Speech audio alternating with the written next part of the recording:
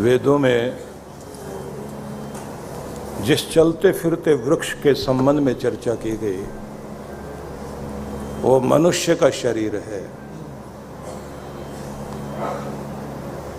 वृक्ष की जड़ें जमीन में है,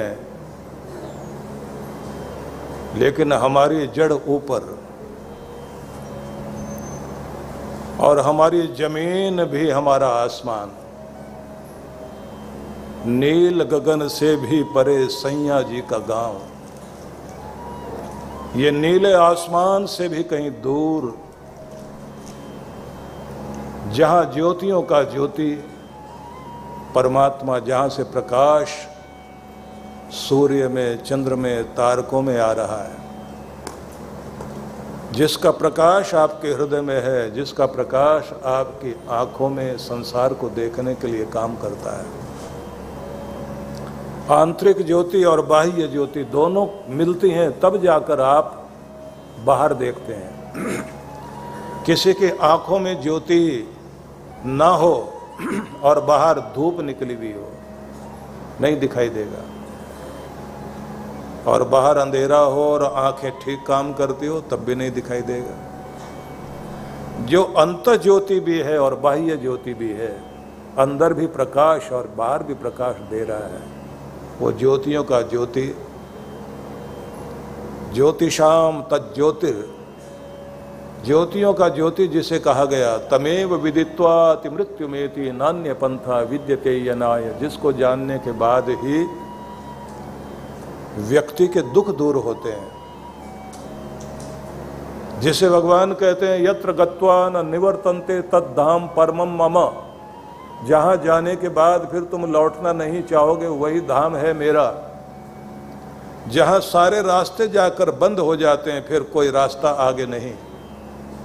जहां कोई पाना बाकी नहीं रह जाए, जहां कहीं कुछ होना बाकी न रह जाए, जहां आपका प्रेम जाकर पूर्ण हो जाता है, जहां आपकी शांति परिपूर्ण हो जाती है, वही धाम है परमात्मा का धाम।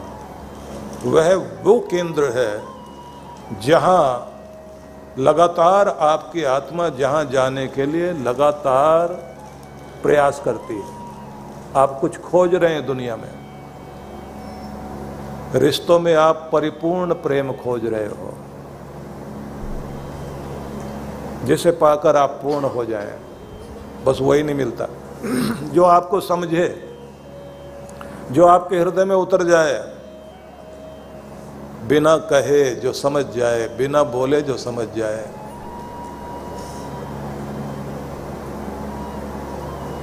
आप खोज रहे हैं उसे, जहां सारे रास्ते जाकर पूर्ण होते हैं, पूर्ण मंजिल। वो शक्ति चाहते हैं आप, जिसके बाद फिर आपको शक्तिहीनता महसूस ना हो, जहां सारे डर खत्म हो जाएं। एक ऐसी स्थिति जहां कोई गम ना हो, कोई चिंता ना हो, अगम अगोचर गम नहीं, जहां झिलमिली ज्योत तहां कबीर बस रहा। पाप पुण्य नहीं होत, वहां कोई पाप पुण्य नहीं है। अगम अगोचर गम नहीं, वो अगम है, अगोचर है, लेकिन गम नहीं है। वहां कोई चिंता नहीं, कोई डर नहीं, कोई दुख नहीं है। जहां झिलमिली ज्योत, जहां परमात्मा की ज्योति जगमगा रही है, तहां कबीर रम रहा। बस वहीं पर तुम्हें रम जाना है, जहां जाकर पाप पुण्य नहीं हो। हम वासी उस देश के जहां 12 माह विलास, जहां 12 महीने उत्सव चल रहा है, वहां के रहने वाले, वहां से हम आए हैं। आए एक ही देश से, उतरे एक ही घाट, एक ही जगह से आए सब लोग, उतरे एक ही घाट, एक ही दुनिया में सब उतरते हैं आकर। गड़बड़ कहाँ होती है? हवा लगी संसार की तो हो गए 12 बाट। संसार की हवा लगते लगते काम खराब हो जाता है। कहते हैं भगवान ने जब इंसान को बनाया तो उसकी दोनों आंखें, दोनों कान, उसका पूरा मन एक ही तरफ लगा हुआ था, जहां से वो आया था। वो किसी से आंख मिलाता ही नहीं था। छोटे से बच्चे की तरफ आंख मिलाओ, आवाज देते रहो, देखेगा ही नहीं आपकी तरफ। आप उसे आवाज देते रहो तो उसके कान जो आपकी तरफ ध्यान ही नहीं देंगे। और माँ उसका मुंह पकड़ पकड़ के कहती इधर हूं, यहाँ यहाँ, इधर इधर देख, इधर देख। वो नहीं देखता। फिर धीरे धीरे संसार की हवा लगती है। फिर एक आंख माँ की तरफ, एक आंख बाहर की तरफ। एक बार माँ की तरफ देखता है, लेकिन फिर भी वो ऊपर की रंग बिरंगी रोशनियां देखता है, इधर उधर की चीजें देख रहा होता है। जिसकी ये रंग भरी दुनिया दिखाई देती है, ये उसकी तरफ देख रहा होता है। फिर भी घर के लोग कोशिश करते हैं बस मेरी तरफ देखे। कहते हैं ना कि जब भगवान से पूछा तेरा प्रेम और इंसान के प्रेम में भेद क्या है, बोले उड़ते हुए परिंदे देख लेना, खुले आसमान में उड़ान भरते हुए परिंदे वो मेरा प्यार है, और पिंजरे में कैद परिंदे को देख लेना वो तेरा प्यार है, तो बंद कर लेना चाहता है।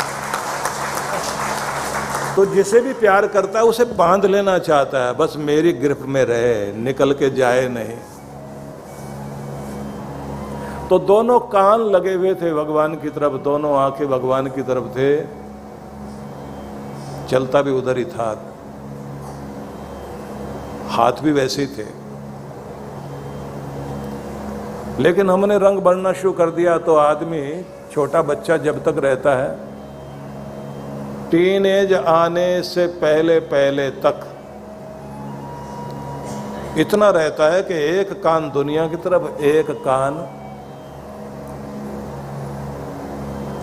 परमात्मा की जो दुनिया है ना, इसकी तरफ एक कान रहेगा, भगवान की तरफ एक कान रहेगा, एक आंख रहेगी, एक कान रिश्तों की तरफ रहता है। कह लीजिए कि दुनिया और दुनिया का मालिक, हम आधे आधे बटे होते हैं। और जैसे ही समय बीता, आप देखते हैं कि आदमी के, लड़के के कंठ में यहाँ हड्डी निकल आती है बाहर, थोड़ी थोड़ी मुच्छी आने लग जाती है। लड़कियों का अपना स्वर बदल जाता है, शरीर की स्थितियां बदल जाती हैं। अब पूरे हार्मोन्स जो है वो संसार की तरफ जा रहे हैं। अब संसार का रंग भरना शुरू हो गया। दोस्त चाहिए, समाज चाहिए, माँ बाप पसंद नहीं आते। जवान होता हुआ बच्चा माँ बाप से बहुत झगड़ा करता है। दोस्त मिल जाए तो सारा दिन उधर की तरफ।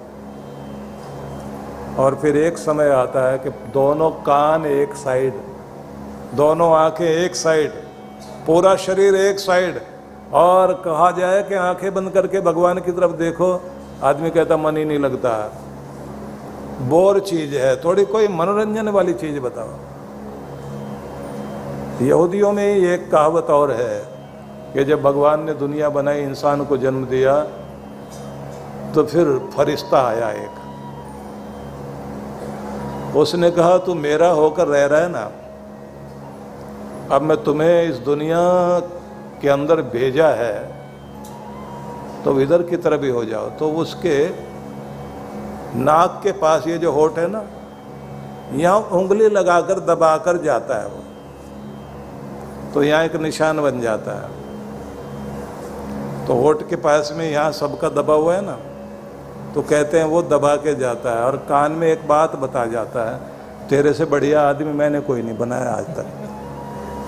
बस आदमी सारी जिंदगी इसी गलत फहमी में जीता है कि बस सबसे बढ़िया तो मैं ही हूँ, बाकी तो कोई है ही नहीं। और अगर किसी का मान सम्मान बढ़ता हुआ देखे फिर ईर्ष्या होती है, चालाकी से बढ़ गया, बाकी असली तो लायक तो हम हैं।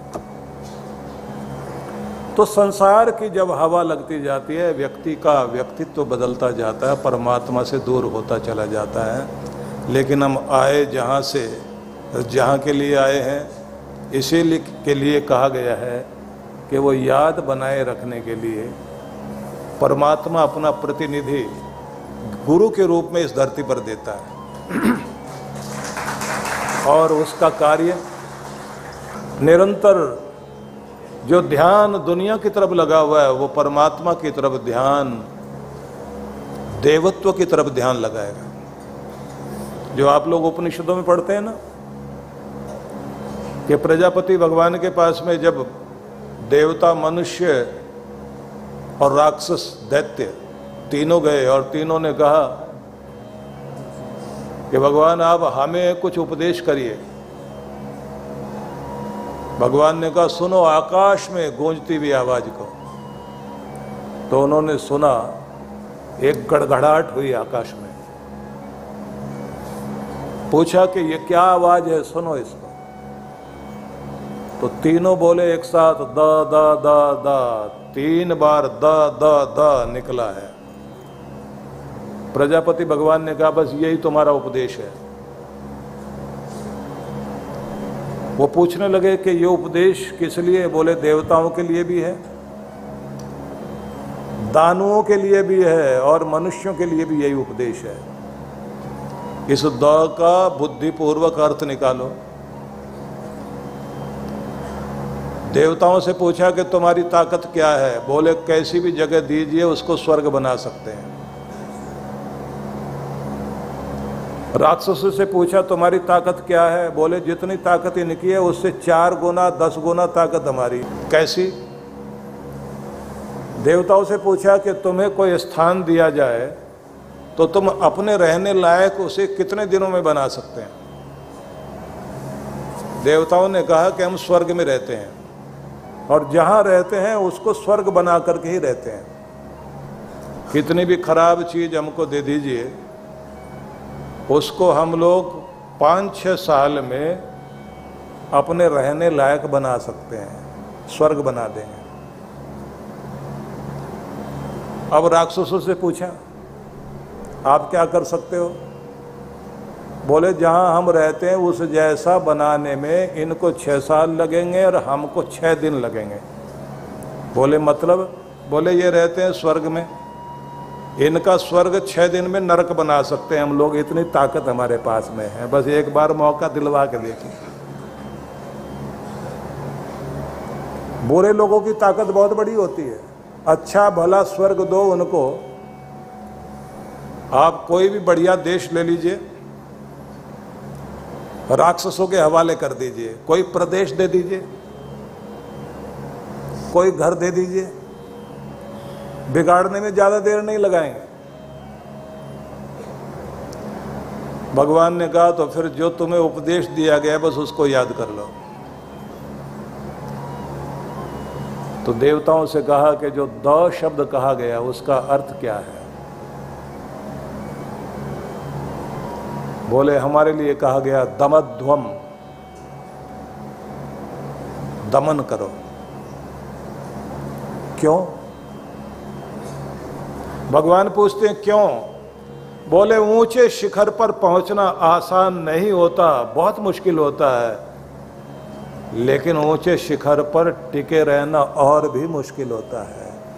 वही टिकेगा जिसके अंदर कंट्रोल करने की ताकत है। आपने हमको उपदेश दिया कि देवताओं तुम्हें देवत्व तो मिल गया, अगर इसे टिकाए रखना चाहते हो तो खुद पर दमन करना, कंट्रोल करना सीख जाओ। नहीं तो शिखर पर बहुत लोग पहुंच जाते हैं, फिसल कर गिरने में देर नहीं लगती। अब राक्षसों से पूछा कि तुम्हारे लिए जो द शब्द का उपदेश दिया गया उसका मीनिंग क्या है?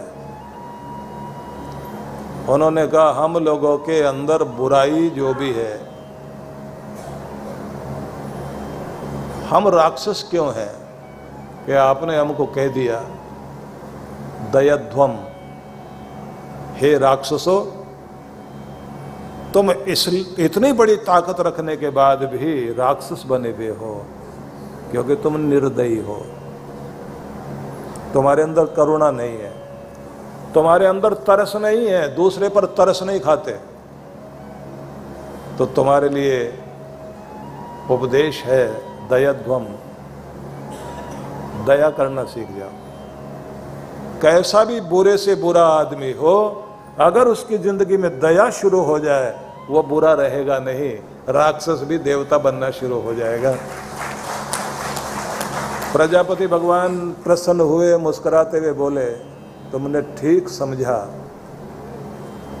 कि दानवों में, राक्षसों में अगर दया आ जाए तो वो राक्षसपना छोड़कर मनुष्य बन जाएंगे, और मनुष्य देवता कब बनेंगे?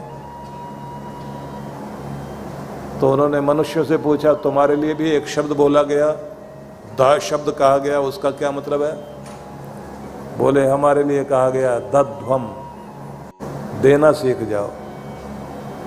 अपने स्वार्थ में जियोगे, अपने लिए जियोगे तो साधारण मनुष्य बने रहोगे। जिस दिन तुम देना सीख जाओगे उसी दिन तुम देवता कहलाना शुरू हो जाओगे। देवता देवता क्यों है? देवो दानात्वा, द्योतनात्वा, दीपनात्वा, व्यास ऋषि ने व्युत्पत्ति की है कि देवता को देवता क्यों कहा जाता है? जो स्वयं के प्रकाश में रहे और दूसरों को भी प्रकाशित कर दे, और जो ले नहीं, और अगर लेता भी है तो कई गुना बढ़ा करके वापस करता है, उसी का नाम देवता है। तो आप जब देना सीख जाते हैं, वहीं से आपके जीवन में देवत्व शुरू हो जाता है। जब स्वार्थी हो जाते हैं, बस वहीं से पतन शुरू हो जाता है।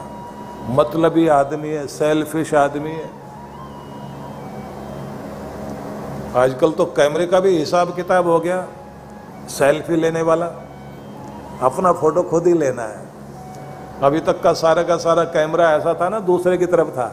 अब कैमरा ऐसा हो गया कि वहाँ दबाओ, सेल्फी का एक बटन आ गया है कि बस आप वहाँ इशारा कीजिए अपना चेहरा, और लोग भी अगर देखने हैं तो पहले अपना चेहरा सामने आए, फिर लोग भी आए।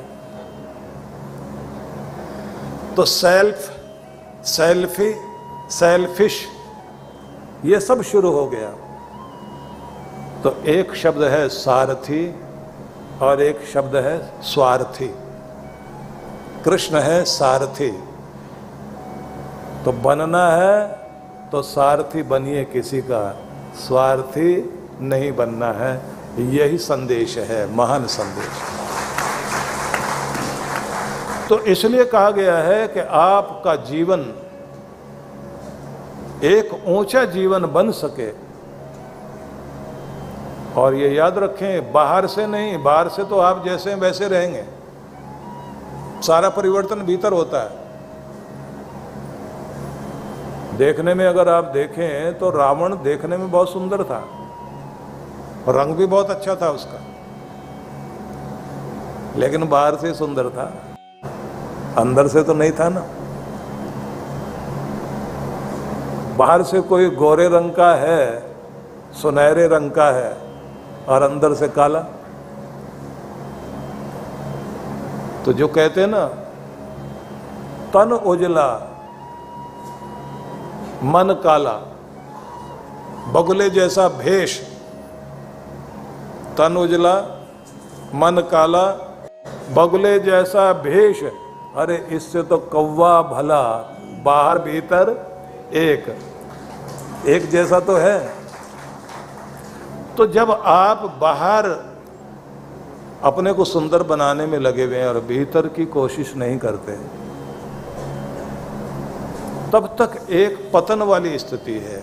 और जैसे ही आप अपने आप को भीतर से अच्छा करते हैं तो एक अच्छे समाज का निर्माण यहाँ से शुरू होता है।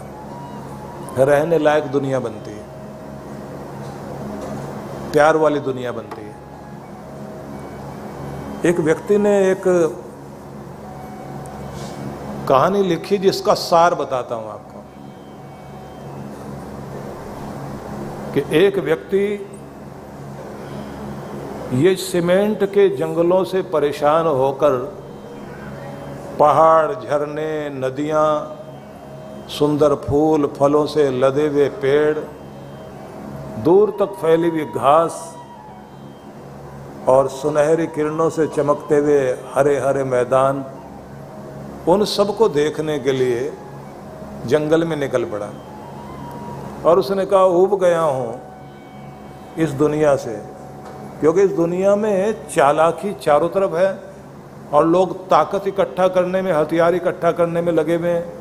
यूरेनियम इकट्ठा कर लिया, 50 बार धरती के मनुष्यों को नष्ट किया जा सकता है, इतना यूरेनियम देशों ने इकट्ठा करके अपने पास रख लिया। तो वह आदमी ऊब करके चला गया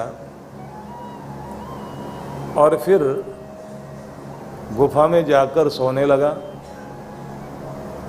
और ऐसी जगह चला गया जहां बहुत सुंदर फूल खिले हुए। जैसे आप लोग देखते हैं ना कि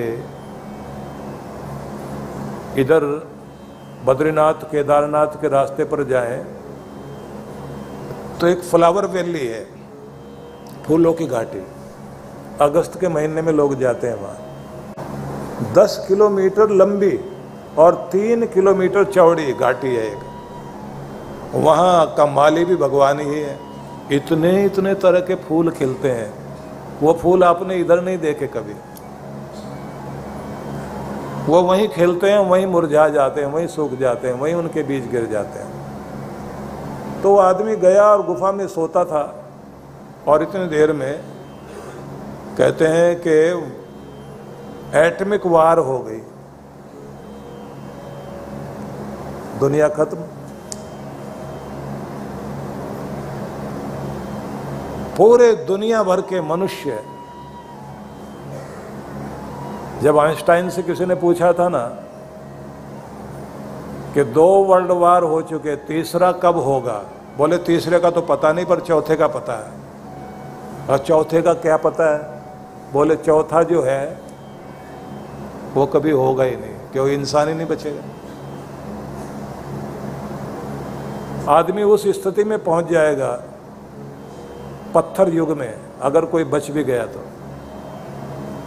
तो एटॉमिक वार हो गया और सब दुनिया नष्ट हो गई। और वो आदमी किसी जहरीली हवा का प्रभाव आने से उस गुफा में, क्योंकि एटॉमिक प्रभाव तो वहाँ नहीं आया, लेकिन कोई जहरीली हवा आई और उसके कारण वो बेहोश हो गया और उस गुफा में सोया रह गया।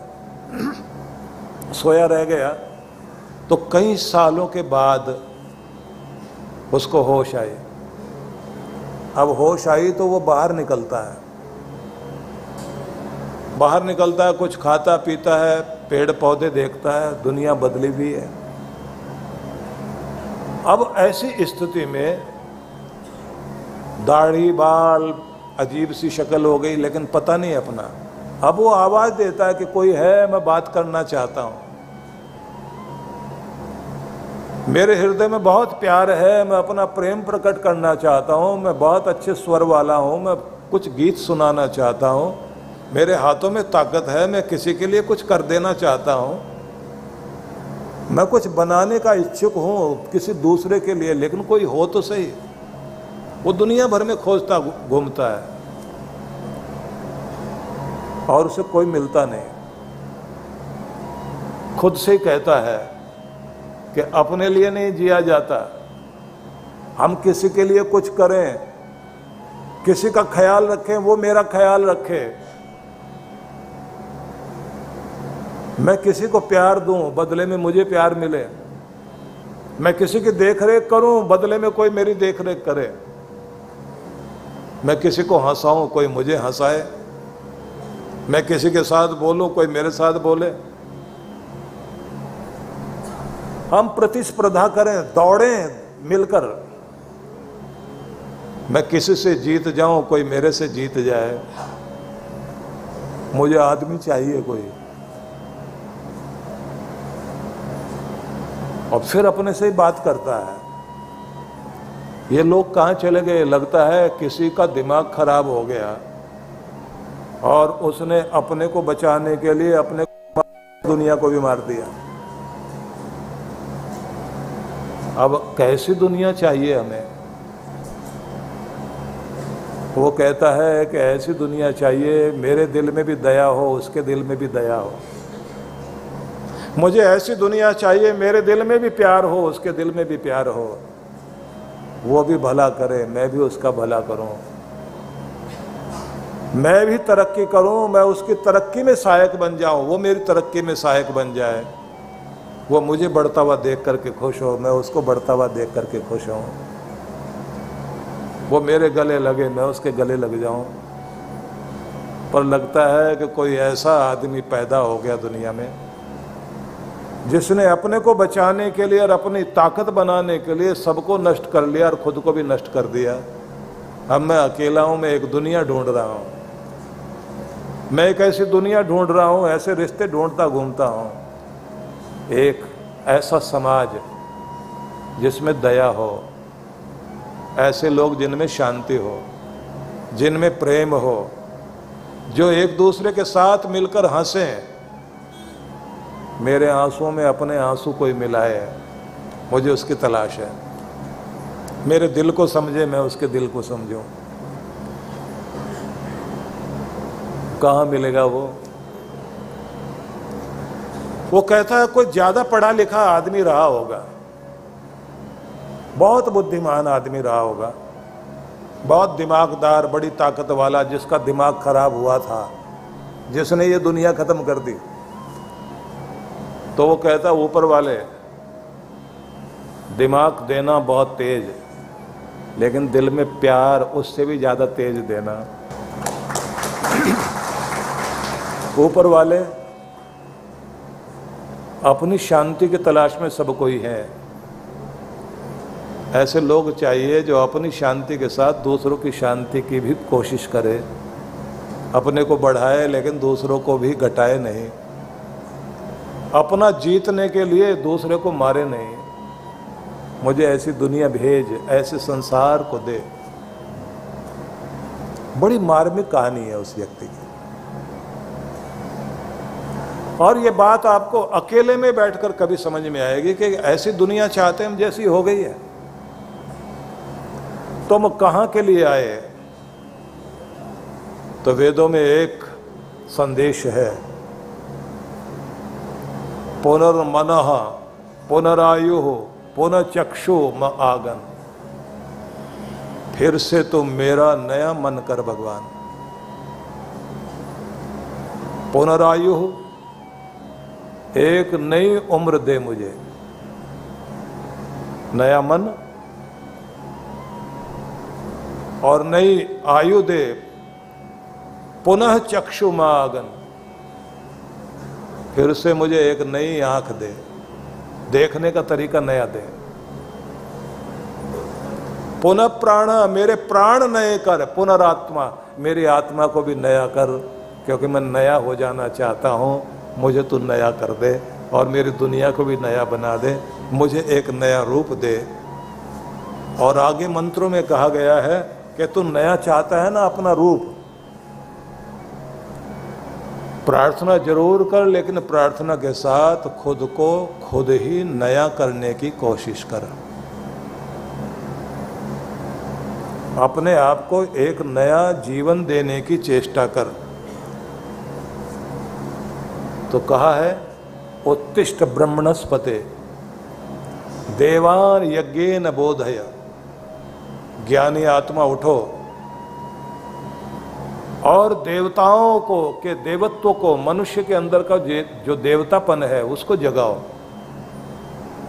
महान कार्यों के लिए। अर्थ क्या हुआ कि हे ज्ञानी उठो, हर मनुष्य के अंदर जो उसका देवतापन है उसको जगाओ महान कार्यों के लिए। तो ये किसी गुरु के लिए संदेश है कि तुम उठो और उन लोगों को जो तुम्हारे समक्ष है, हर एक के अंदर एक देवतापन है, उसके देवत्व को जागृत करो। और लोग क्या कर रहे हैं? हमारे अंदर का जो एनिमल ब्रेन है उसे जगाने की कोशिश कर रहे हैं।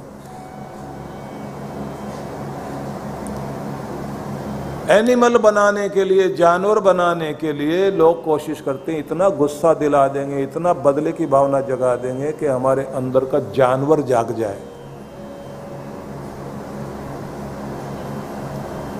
जब किसी को बहुत सच्चा प्यार मिलता है ना माँ बाप का, और अच्छे संस्कार मिलते हैं, तो उसके अंदर का एनिमल ब्रेन सोने लग जाता है और उसके अंदर का जो देवत्व वाला मस्तिष्क है वो जागने लग जाता है। मैं आपको एक उदाहरण देता हूँ। एक व्यक्ति हुआ है अमेरिका का बहुत बड़ा धनपति, उसका नाम था एंड्रयू कार्नेगी, जिसने हाउस ऑफ नेशंस के लिए जब दूसरा विश्व युद्ध हुआ और सारे दुनिया भर के देशों ने मिलकर के कहा कि दुनिया में शांति की बहुत जरूरत है, प्रेम से रहने की बहुत जरूरत है, तो सब देशों का एक स्थान हाउस ऑफ नेशंस बनाने की चेष्टा हुई। उसके लिए सबसे पहले एक आदमी आ गया है जो बहुत प्यार वाला था, उसका नाम था एंड्रयू कार्नेगी। एंड्रयू कार्नेगी कौन था? बहुत धनपति, $30 लाख उसने दिए उस समय। लेकिन उसके बाद उसके जीवन के बारे में परिचय छपा, क्या आदमी था वो, कैसे पला, कैसे बढ़ा, उसके अंदर ये प्यार कैसे जागा कि शांति के लिए दुनिया प्यार से रह ले, इसके लिए काम किया जाए। पता लगा कि बहुत गरीब माँ बाप का बच्चा था। पिता घर में रहकर काम करता था, एक छोटी सी मशीन लगाई हुई थी, उसी से लॉन्ड्री का काम करता था। माँ जॉब करती थी पर उनको काम बहुत कम मिलता था, गुजारा करने के लिए बहुत थोड़े से पैसे। पर इनकी सबसे बड़ी दौलत क्या थी? प्यार। कितना प्यार था उसका एग्जाम्पल दिया कि हर दिन एंड्रयू कार्नेगी की माँ ऑफिस से काम करके जब लौटती थी तो 5:30 बजे जिस बस स्टैंड पर उतरती थी कि मेरे पिता मेरी उंगली पकड़कर मुझे लेके जाते थे कि चलो माँ के आने का समय हो गया, लेने के लिए चलते हैं। वो अपना काम छोड़ देते थे। वो ये भूल जाते थे कि जो आने जाने में टाइम लगेगा, अगर उतना देर बिजनेस में लगा लें और पैसे आ जाएंगे, जबकि हम गरीब हैं, हमें तो और कमाना चाहिए ना। लेकिन वो काम धंधा बंद कि मुझसे कहते थे चलो माँ आई है ना, लेने चलते हैं। कि बिल्कुल ऐसे जैसे किसी की नई नई शादी हो और वो अपनी पत्नी को लेने के लिए जा रहा हो। और बस स्टैंड पर हम गए हैं, माँ खड़े इंतजार कर रहे हैं, और मैं जैसे ही माँ उतरती मैं उछल कर कहता हूँ माँ आ गई, और इधर पिता कहते हैं क्लैपिंग करो, और फिर एक तरफ माँ हाथ पकड़ती है मेरा और एक तरफ पिता, और हम हंसते हुए एक दूसरे के साथ विनोद करते हुए, मजाक करते हुए, और ऐसे जैसे दुनिया के सबसे बड़े राजा हम हैं, ऐसे चलते हुए घर आते थे। कितनी गरीबी थी, बोले एक ही ड्रेस थी स्कूल की, वही उसी को धोकर रोज सुखाया जाता था, सवेरे प्रेस करके वही कपड़े दिए जाते थे, उसी को पहनकर मैं स्कूल जाता था। मेरे घर में गरीबी थी पैसे की, लेकिन सबसे बड़ी अमीरी थी मेरे घर में प्रेम की अमीरी थी, इतनी के इतनी कहीं नहीं थी।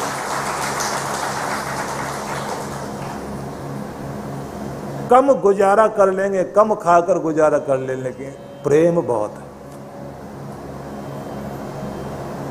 अब ये वो चीज जिसको लेकर बच्चा बड़ा हुआ और उसको क्या समझ में आया कि दुनिया झगड़े के लिए नहीं है, दुनिया दुख के लिए नहीं है, मार काट के लिए नहीं है, दुनिया प्यार के लिए है। तो कोई अपने कमाई का $30 लाख निकाले और कहे शांति का जो स्थान बनेगा जहां बैठकर झगड़े सुलझाए जा सके, मतभेद मिटाए जा सके, ऐसा कोई स्थान बनता हो तो सबसे पहले योगदान मैं दूंगा। ये है प्यार महान संस्कार से जब कोई पलता है, प्यार लेकर पला तो दुनिया को प्यार लौटा रहा है।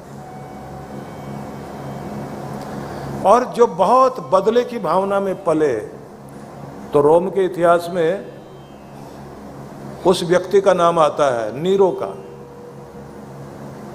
रोम जल रहा है और जला भी रहा है वहां का बादशाह नीरो। 3000 लोगों को खंबे से बांधा और नीचे धीमी धीमी आंच जलाई और वो जल रहे हैं और ये वायलिन बजा रहा है। बहुत मजा आ रहा है, बहुत मजा आ रहा है। सब लोग चिल्ला रहे हैं, रो रहे हैं, तड़प रहे हैं, इसको मजा आ रहा है। इतिहास में लिखा ये ऐसा क्यों हुआ?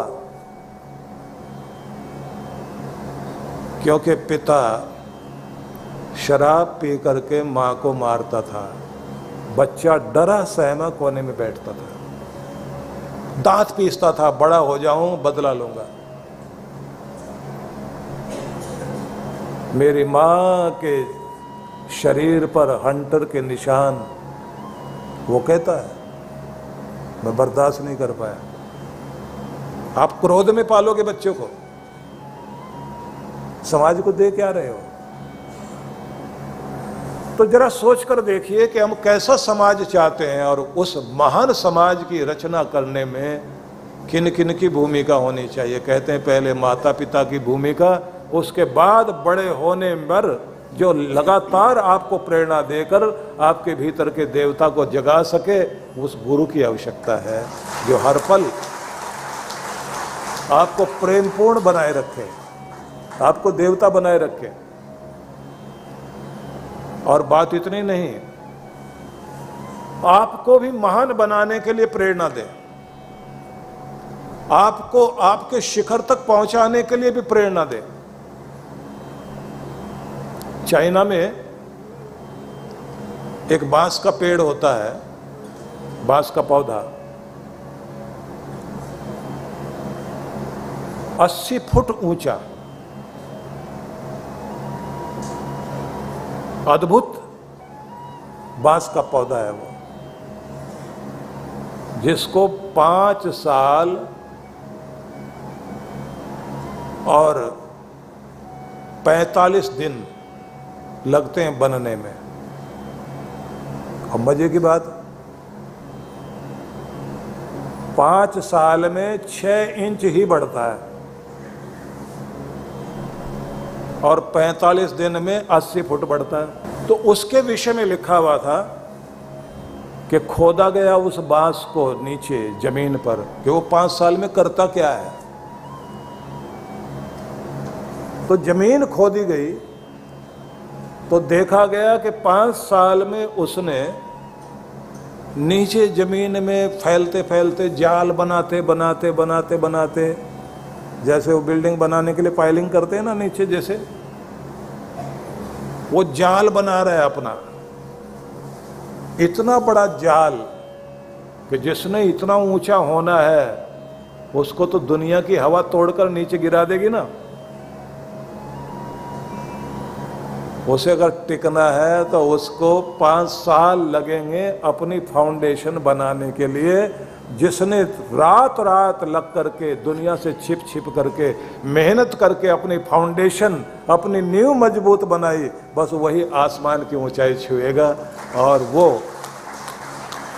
तब हो सकता है जब कोई व्यक्ति किसी गुरु के साथ जुड़कर हर दिन प्रेरणा ले कि भी मैं दुनिया को दिखाई नहीं दे रहा हूं कि मैं क्या हूं, पर अभी मुझे अपनी नींव तैयार करनी है। 10 फुट के घेरे तक बांस अपनी जड़ें फैला रहा है, जाला बुनता जा रहा है, हवाएं आएंगी उसको झुकाएंगी, ऐसे यहां से ऐसे आएगा, खेलेगा, झूला झूलेगा हवा में,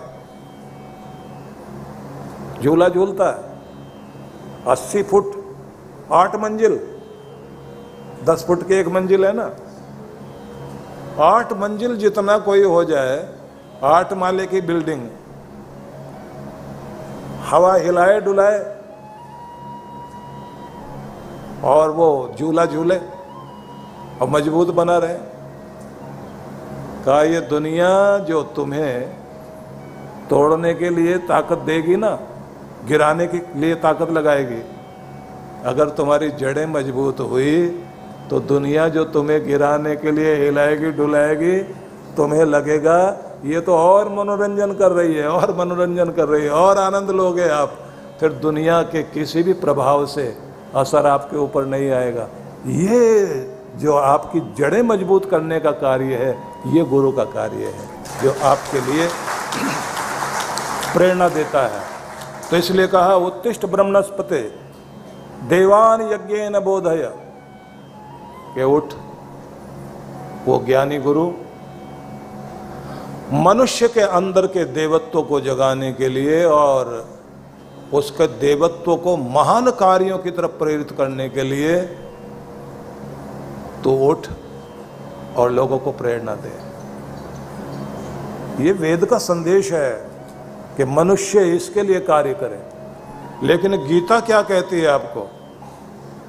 निर्माण मोह जित संग दोषा अध्यात्म नित्या विनिवृत्त कामा।